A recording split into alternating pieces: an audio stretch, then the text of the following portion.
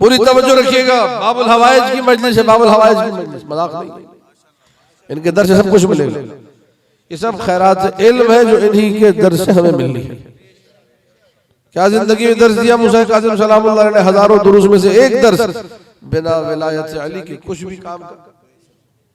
अगर अमीर की विलायत है तो आपके पास सब कुछ है। नमाज भी, फिर नमाज पढ़ने में मजा आता है, फिर रोजे में मजा, हर इबादत स्वारत मजे की अगर दिल में अमीर है। अगर अली औलाद अली को भूल गए फिर कोई अमल किसी काम। जहां आपके जहन में ये आ गया कि नहीं नहीं ये ऐसा है, ये वैसा है, वो, और अली को भूल गए, यही तो मुक़स्सिरियत है। बिना अली के दीन की कोई वैल्यू। मूसा काज़िम सलामुल्लाह अलैहि ने इन्हीं शियों को, जिनके दिल में अली बसते थे, दुरूद पढ़ना है तो एक बुलंद तरीन आवाज़ से बुलंद सलवात पढ़ दीजिए। अल्लाहुम्मा सल्लि अला मुहम्मद व आले मुहम्मद। यही शियों को कभी हल्का मत समझिए, शियों को कभी हकीर मत समझिए।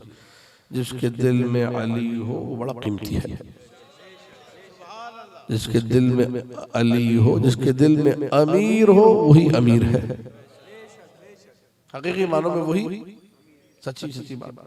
इसीलिए खत्म कर रहा हूँ गुफ्तगू को, मेरा 40-45 मिनट हो गए, बात चंद दकीक़े मसाइब के। अल्लाह की तरफ से हुक्म आया कि ऐ मूसा काज़िम, या तो तुम्हारे शिया मुसीबत में आएंगे, कत्ल होंगे, गिरफ्तारियों में फंसेंगे, मुश्किलात में फंसेंगे, या तुम्हें कैदोबंद की सोबतें काटना होंगी। मूसा काज़िम ने फरमाया, बार-ए-इलाहा मैं 14 साल कैद में रह लूंगा, लेकिन मेरे शियों को कुछ न हो। ऐसे ही बाबुल हवाइज का लक़ब थोड़ी मिल गया है। शियों की खिदमत, शियों के अकीदे का तहफ़्फ़ुज़, शियों के लिए बेलौस आगे आना, ये सीरत बाबुल हवाइज है। तवज्जो कीजिए। खिदमत, मसाइल का बयान, अकीदे का तहफ़्फ़ुज़, लोगों से मुलाकात, दर्स विलायत अमीर, सब कुछ कर रहे हैं। लेकिन जो मदीने में कुछ करीब के लोग थे, उन्होंने शिकायत पहुंचाई कि ऐ हारून रशीद, ये मूसा काज़िम तुम्हारे खिलाफ साजिशें कर रहा है, ये मूसा काज़िम तुम्हारे खिलाफ लश्कर बना रहा है, ये पैसे जमा कर रहा है, ये असलहा जमा कर रहा है, इसकी खबर लो। सैयद यहाँ बैठे हैं, काज़मी सादात, मूसवी सादात है, मेरे हाथ जुड़े हुए हैं। कोई बात अगर ऐसी हो जो कि सख्त लगे तो मुझे माफ कीजिएगा। शब शहादत से इसलिए पढ़ रहा हूँ। हारून ने कुछ मलऊन लोगों को भेजा मूसा काज़िम को गिरफ्तार करने के लिए। मेरे मौला बाबुल हवाइज उस वक्त मस्जिद नबवी में नमाज पढ़ रहे थे। नमाजी का एहतराम तो सभी जानते हैं ना। जब इंसान हालत नमाज में हो, आप जोर से बोल रहे होते तो खामोश हो जाते कि भाई नमाज पढ़ रहा है, जरा आहिस्ता बात करो। लेकिन अजीब हुआ, अजीब मुसीबत है। मूसा काज़िम की सैयद मुझे माफ़ करें, मेरे हाथ जुड़े हुए हैं। मस्जिद नबवी भरी हुई लोगों से, बीचों बीच मूसा काज़िम अपनी जद के कब्र के पास मुसल्ले पर इबादत में मशगूल थे। ये बगदाद से आने वाले मलऊन लोग जब मस्जिद में दाखिल हुए, मुझे माफ़ कीजिएगा, मेरे मौला को नमाज मुकम्मल नहीं करने दी गई।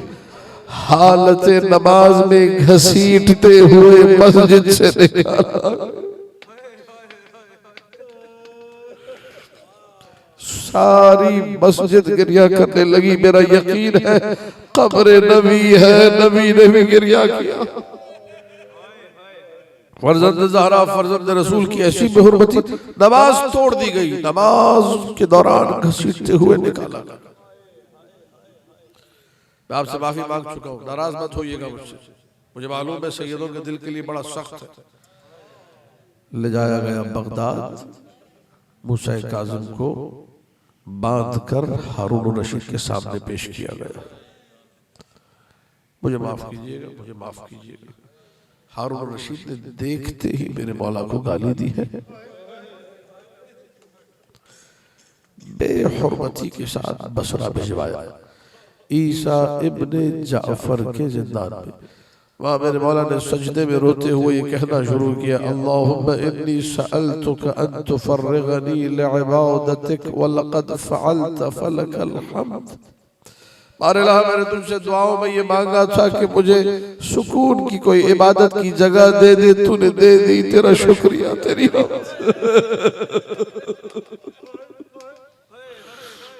एक साल इस जिद्दात में रहे, एक साल ईसा इब्न जाफर की जिद्दात। आखिर में ईसा इब्न जाफर ने हारून रशीद को खत लिखा कि मेरे बस की बात नहीं, मैं संभाल नहीं सकता, इसे किसी और जिंदान में ले जा वरना मैं रिहा कर दूंगा। फजल इब्न रबी के जिंदान में डाला गया, बड़ी सख्ती के साथ। बड़ी मैं माफी मांग चुका हूं, मुझे माफ कीजिएगा। हारून रशीद लईन लानतुल्लाह अलैह खुद देखने आया, कसर की छत पर बुलंदी से देख रहा था, वो नीचे से जिंदा है। देखने आया मैं मूसा काज़िम किधर है। सुबह के वक्त आया, नमाज सुबह के बाद, तो नजर नहीं आया मूसा काज़िम, बस ये नजर आया कि बीचों बीच फर्श पर कोई कपड़ा पड़ा हुआ है।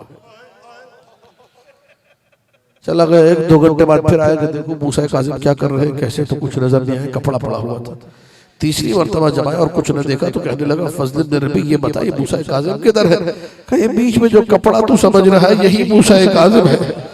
फजर के मौके पे जो सजदे में जाते हैं तो जोहर को सर उठाते। अजरुकुम अल्लाह। फजल इब्न रबी के कैद खाने से फजल इब्न यहया के कैद खाने की तरफ मैं पहले ही माफी मांग चुका हूँ। एक नाचने वाली, एक गाने वाली, एक रक्कासा को मूसा काज़िम के कैद खाने में डाला गया कि हम इनकी इबादत को खराब करेंगे। उसने बड़ी कोशिश की कि मूसा काज़िम को अपनी तरफ मुतवज्जह करे। जब तवज्जो हासिल न कर सकी तो एक मरहले पे मेरे मूसा काज़िम ने इशारा किया, जरा दाएं तरफ देख। उसने जब जन्नत की हूरों को देखा, बागात को देखा, मेरे मौला ने फरमाया ये सब हमारे लिए है, हमें तेरी कोई हाजत नहीं। सजदे में गिर गई, कनीज बन गई, मौला की अजरुकुम अल्लाह। सारी जिंदगी इबादत में गुजारी, मौलाई बन गई। इमाम मूसा काज़िम की एक निगाह करम से फजल इब्न यहया का कैद खाना आया। उसके बाद मुश्किल तरीन सिद्दी इब्न शाह का कैद खाना, ताबूरा फी ज़ुलमिल मतामीर, मतामीर के अंधेरों में आपको रखा गया। भाई ये ताबूरा है क्या? जमीन के अंदर बेसमेंट में सुरंग खोदी जाती है, ऐसी सुरंग जिसमें एक वक्त में एक आदमी घुटनों के बल चल सकता है, खड़ा होके नहीं चल सकता। ये जितनी छत की लंबाई है, इतनी लंबाई में ये सुरंग खुदती है। आखिरी कोने पे घड़ा खोदा जाता है, वो फिर जमीन के अंदर जाता है, फिर इतनी ही लंबाई में सुरंग चलती है घुटनों के बल, फिर दोबारा घड़ा। इसी तरह 3 से 4 घड़े खोदे जाते हैं। वो जो आखिरी घड़ा होता है उसे ताबूरा कहते हैं। वहां जमीन के अंदर, उसे उर्दू में कालकोठरी भी कह सकते हैं, वहां न रोशनी होती है न सांस ले सकता है। इस काल कोठड़ी में बाबुल हवाइज को कैद किया गया। मुझे माफ कीजिएगा मैं जुमला पढ़ रहा हूं। घुटनों के बल चलते हुए बाबुल हवाइज आते थे उस रोशनदार के पास सांस लेने के लिए। दौड़ता हुआ सिद्दी आता था, मेरे मौला के मुंह पर तमाचा। अजरुकुम अल्लाह। ये बाबुल हवाइज का जिक्र है मुसीबत। यहाँ भी मौला को अपने शियों की फिक्र है, मैंने बात मुख्तसर कर दी। यहाँ भी मेरा वक्त मुकम्मल हो गया। अजरुकुम अल्लाह। खत लिखा, अली इब्न यक़तीन मेरे शियों का ख्याल रखो। अजरुकुम अल्लाह। मैंने अपनी नौकरी को मुख्तसर कर दिया, बाकी मेरे भाई नौखान जो है वो मुकम्मल करेंगे। और से सुनिएगा मैं क्या कह रहा हूँ। अली इब्न यक़तीन, मजलिस खत्म हो गई, आपने मसाइब में गिरिया किया, मौला आपको सलामत रहे। मैं 2 चीज़ें, अली इब्न यक़तीन मेरे शियों का ख्याल करो, अली इब्न यक़तीन मेरे शियों का ख्याल रखो। अली इब्न यक़तीन अगर तुमने मेरे शियों का ख्याल रखा, मैं वादा करता हूँ 3 मुश्किलों में तुम गिरफ्तार नहीं होगे। नंबर 1, तुम्हें कभी कैद खाने में नहीं जाना पड़ेगा।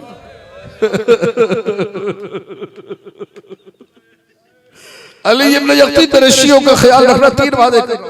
पहला वादा, कभी तुम्हें कैद खाने में नहीं जाना पड़ेगा। दूसरा वादा, तुम्हारे घर में फक्र और इफलास नहीं आएगा।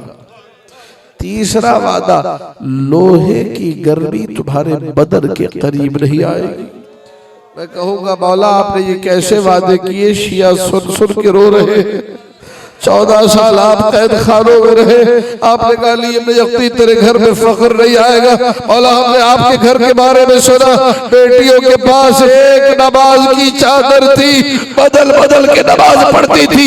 मौला आपने कहा अली इब्न यक़्ज़ीन लोहे की गर्मी तेरे बदन के करीब नहीं आएगी। मौला आपकी ज़ियारत में है अस्सलामु अला ज़िस्साक़िल मरज़ूज़, सलाम हो उस मौला पर बेड़ियों की गर्मी ने जिसकी पिंडलियों को पीस डाला था। अजरुकुम अल्लाह। खत्म हो गई मजलिस। आखिरी जुमला बाकी मेरे नौहा खान भाई ड्यूटी को मुकम्मल करेंगे। अजरुकुम अल्लाह। शेख अब्बास कुब्बी ने लिखा अजरुकुम अल्लाह रौज़तुल अहबाब में मेरे मौला मूसा काज़िम ने वसीयत की कि जब मैं दुनिया से चला जाऊं मुझे, आखिरी जुमला मैंने खत्म कर दी मजलिस, मुझे इन्हीं बेड़ियों के साथ दफनाना। मैं अपनी अम्मा ज़हरा को जाके दिखाऊंगा, अम्मा तेरे बेटे के साथ उम्मत ने क्या किया। मैं कहूंगा आज़ादारो, तारीख़ आले मोहम्मद में 2 जनाजे ऐसे मिले जिन्हें बेड़ियों के साथ दफनाया गया, या बगदाद में मूसा काज़िम का जनाजा, या शाम में हुसैन की सकीना 3 साला जिसे बेड़ियों के साथ अला लअनतुल्लाहि अलल क़ौमिज़्ज़ालिमीन व सयअलमुल्लज़ीना ज़लमू आल मुहम्मदिन अय्युल क़लबिन यन्क़लिबून।